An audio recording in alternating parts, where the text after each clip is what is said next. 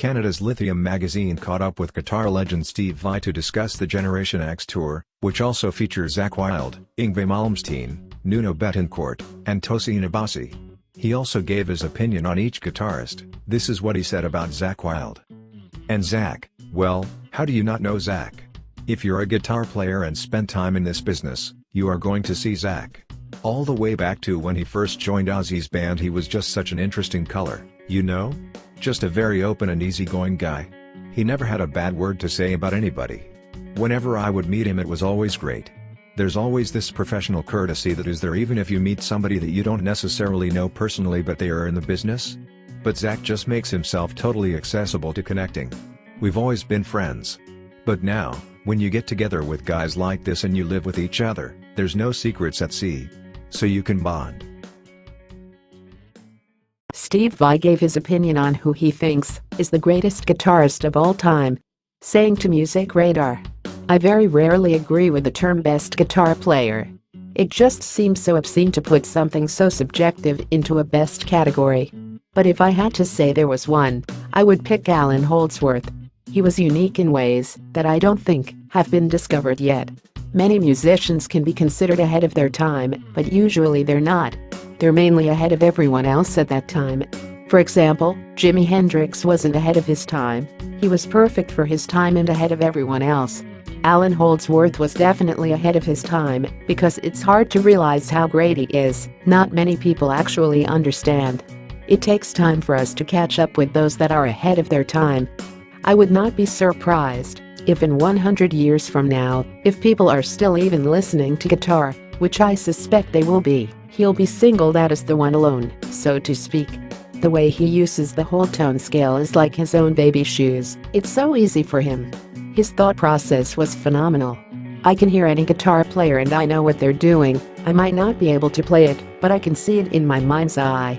But I do not know what the fuck Allan Holdsworth was doing at all." Steve Vai said Kurt Cobain is an equally legitimate guitar master as any virtuoso out there, telling Ernie Ball, "In any field, there's two basic fields of understanding your craft. One of them is the technical side. For someone like Allan Holdsworth, his desire for having a particular technique for getting his point across was different than Kurt Cobain's. They're both valid because they're both individuals that have a particular message. So there's a technical side, but then at some point, you have to go deeper than the technique. You have to get in touch with your musical instincts." The musician added, "People say someone like Kurt Cobain wasn't a great guitar player. Well, was he a virtuoso guitar player? You can argue not. But, was he effective? Try to play like Kurt Cobain, it's not that easy. Or Green Day frontman Billy Joe Armstrong. Have you ever seen him play? It's visceral, every note and every chord pops. It sounds like a giant orchestra. That's hard to do.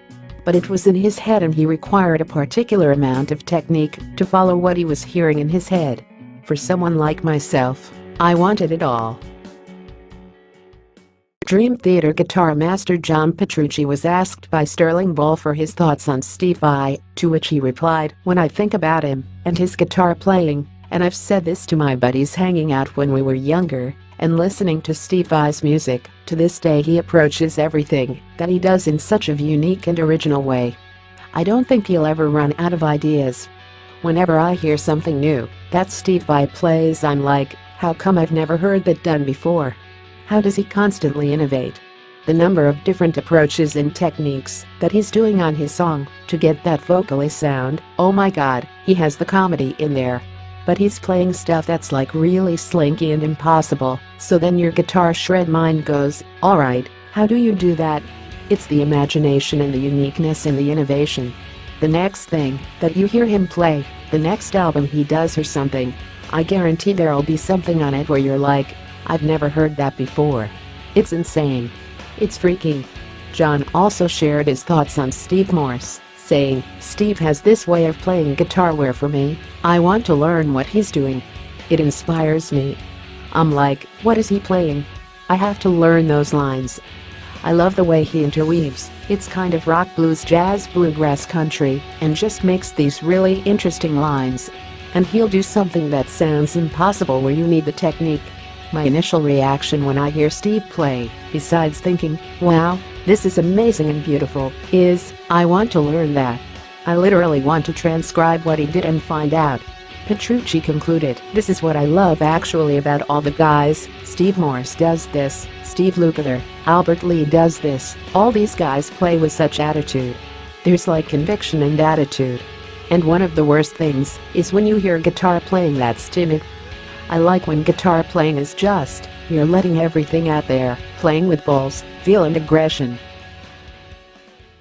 One of the things that I don't think it's sort of recognized enough is your contribution to the instrument itself, the creation of the Jem guitar, which is that 25th anniversary this year as well? The creation 30th year, sorry. Anyways, it was a total game changer, and many of the electric guitars that we play today and people that are making guitars owe a debt of gratitude to Steve's vision on the Jem. Could you tell me a little bit of how you created it? Yeah. And I think also the point I was getting at is Tosin plays an 8-string guitar, right? 9-string guitar. I think it's, no, 8. 8. Sorry. So anyways, you also introduced Jem, also the extra string, which has become such an important part of many young players today. Yeah. Well, it was very innocent because when I was young, I loved Strats because they had a whammy bar. Yeah. And I knew I had to have a whammy bar. Right? As soon as I saw what a whammy bar does when I was a kid, I said, okay, there I am. That's it. But I didn't like the way they sounded. They weren't rock and roll to me. You know, they weren't Led Zeppelin, you know, or Black Sabbath or something like that. So I loved Les Pauls. I liked the way they sounded, but I couldn't sit with them. I couldn't play them very well. And so working with Frank would get an idea for something, and he would just do it. You know, he didn't make any excuses, and he wasn't afraid to do all sorts of things to a guitar. So I was so young, you know, I was 18 when I started working for him, and then 20 when I joined the band and started touring. So it was impressionable. So I learned if you want to do something, you just do it, you know. So I was thinking I'd like to build a guitar, and I wasn't quite sure what. So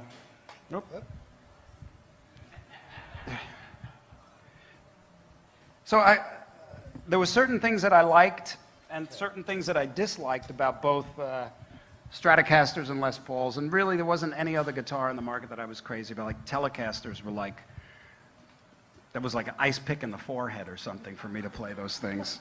They were so un-rock and roll to me at the time. Little did I know a lot of the Led Zeppelin stuff was recorded on a telly, right? So I just started thinking, what would I like to see in a guitar? And I went to this little guitar shop in Hollywood. And at the time now, I was joining Dave Roth's band, and I had this beat-up green, I called it the Green Meanie, but it was a Charvel. And it was right when those, what do they call them, the mixture between like a Strat and a Les Paul. There's a terminology for it, but it's basically a Strat style body with a whammy bar with a humbucker pickup. And that was Edward. Yes. Yeah. So he really introduced that, and I said, well, that's smart. You know, you don't have to have that single coil pickup when you're trying to rock out. And so I said, well, I know I want that. But there was a lot of other things I wanted, and I went to this little guitar builder, and the first thing I did was I drew the body. I thought that Strats looked really nice, but they weren't that sexy, really, you know, because they kind of had rounded edges and stuff. They were a little utilitarian. So I wanted something a little more kind of angular and sexy, because I think this is very sexy. And I thought, I can't understand why these people are making guitars and they're giving you these frets, but you can't reach them. Duh, you know? And I wanted 24 frets. I think maybe Grover Jackson and a Strat, Super Strat, that's what they call them, yeah. So I wanted 24 frets, and I wanted to be able to, this neck is scalloped, but On the conventional gem, only the last 4 frets are scalloped because you can really grab the note, you know. As Yngwie would say, you can really grab the note by the balls, man. So I thought that was a good idea to scallop them up top, and it was totally cut away, because I thought, I'm just doing this for me, you know, who's going to want this? And totally easy there. Now, one of the elements that was really absorbed into conventional contemporary guitars was the 3 pickup configuration, the way that it's wired. Right. Because at the time, I didn't know it was new. It was just something I wanted, but all the research and everything tells us that, yeah, there was no production guitars. But these are humbuckers, and they have more of a fatter, warmer sound than single coils. These are double coils.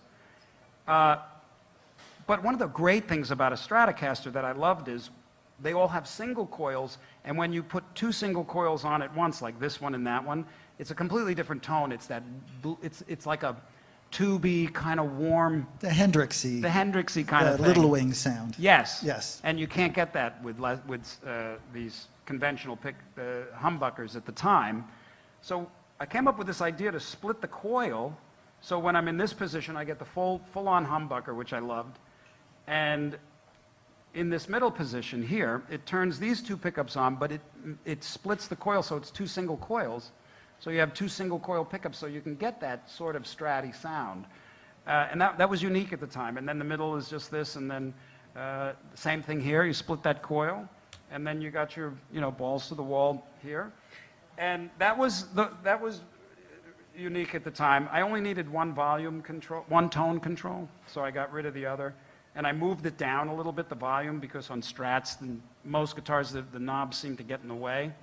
But the one thing, and then there was a couple of simple things, like the input jack. No guitar that I knew of at the time had a practical input jack, because they had them like where you plug them in like this, straight in, like Les Pauls, and you step on the cable and it falls out. Like, duh. You know, so, and Strats had it, however they had it, it was just really easy to step on it and have it come out. So I just put it here, and never a problem, unless, of course, you're swinging around your head. So then, but the real thing was the whammy bar. I love the whammy bar, and the Floyd Rose was popular at the time, and it was new, and that was a godsend. Well, it was hell until they put the fine tuners on it. But none that I had played would go sharp. See how, I mean, that's high. I can fret. I'm fretting those out, you know. No guitar did that. I mean, if you set up a Strat a particular way, or a Bigsby, you get a little bit of that, you know, but you don't get the stratosphere. So I was looking at them saying, what's stopping it from doing that? And it was really just the wood on the body of the guitar. So I took a hammer and a screw drum, and I recorded the Attitude song. And that was, from what I understand, that's the first floating trem. And then I had like 4 or 5 of these made. And they were just like this. You forgot the most important part. I'm getting to it. Okay. So this was perfect for me. And I had like 4 or 5 of them. And there's a couple still in existence. I only own 1 now. And then I joined Dave's band, and obviously all the guitar manufacturers were interested in having me use their guitars. But I'm like, well, thank you, I got this one. And, well, we'll make it for you. Like, that could be convenient, right? So I sent it to virtually every manufacturer. And inevitably, I got back their guitar with my name on it. And had nothing to do with what I gave them. So I'm like, well, you know, no, this is the guitar. But then Ibanez took it. And in 3 weeks, they brought me back the most perfect guitar, exactly to my specs. I was just stunned, and I thought, this is great. And then they said, we would like to make this a signature guitar and to release it to the public. And I thought, well, who, you know, it's kind of quirky. I thought, okay, you know, we'll see how it goes. But I thought, there's also elements to this guitar that are very practical and might be borrowed, which is fine. That's how we all stand on the shoulders of everybody that came before us, even in manufacturing. So I thought, what can I do that's completely quirky, bizarre, that no one would really copy because it's just too obvious? I put a handle in it.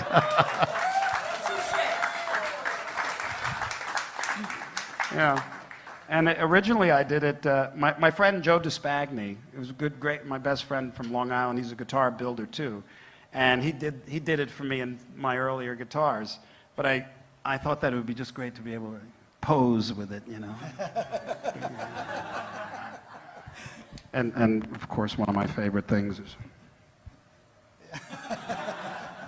give the one little evil eye through the hole in the guitar. So that's how it came about. And I have to tell you that I was stunned at the success of this. To this day, frankly, and confidentially, don't tell anybody, 30 years, and and of course you get a royalty because I designed it. I got my biggest royalty check in 30 years last quarter. Wow. On this guitar. That's how the guitar is so consistent.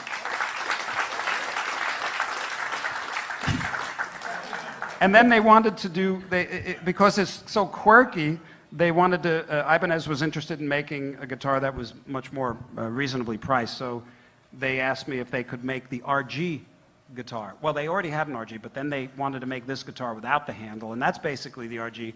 And that has gone on to be the second, usually third, but the second biggest selling guitar, you know, year after year. And then a few years after they gave me this, I came up with the idea to put the 7th string on it, and God knows what happened there.